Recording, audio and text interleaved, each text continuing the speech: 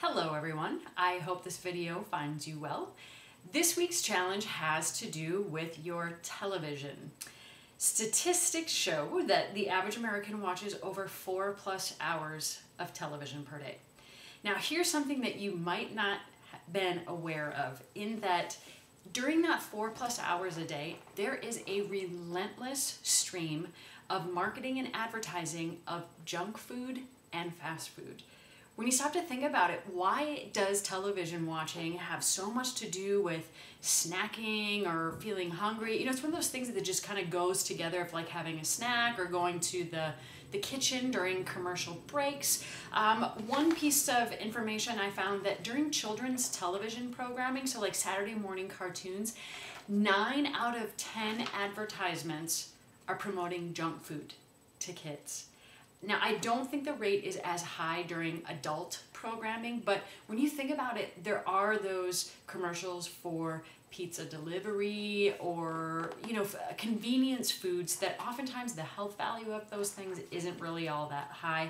Also, all kinds of reports that I've seen that showing that watching television increases the meal frequency. So you're actually consuming more calories during the day. Another thing about the 4+ hours of television a day is that most of us have pretty sedentary jobs where we've been sitting all day. So we come home and then we sit more often. And when you think about your energy levels late in the day, granted, you worked hard all day, it was physically stressful, it was psychologically stressful, and you do need some time to disconnect. However, the longer you sit on your couch or sit in general, the more your energy actually starts to decrease. And so you sort of fall down this black hole where you just can't seem to get yourself off the couch to do any errands or things around the house or other activities that you may have had planned. And also, watching television burns a whopping 1 calorie per minute. So it's, you know, from an intake perspective, if we're eating more junk food and more snack food and we're really not expending a lot of calories, over the long run, it really can make a significant impact on our health and our weight. So here's what I'm challenging for you this week, is to either designate, here's exactly how much time I'm going to watch each day. And I'm going to set a timer and I'm going to hold myself to that. Or perhaps you're going to take it even further and unplug your television completely.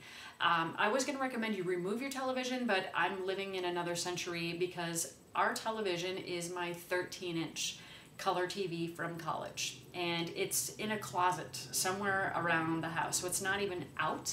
We don't have cable, so it's not a temptation, it's not a habit that we have anymore. Now I will say I do enjoy Hulu every now and again.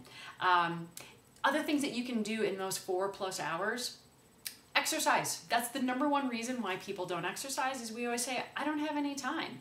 Well, you have 4 hours potentially that you could use, even if it's 20 minutes of that.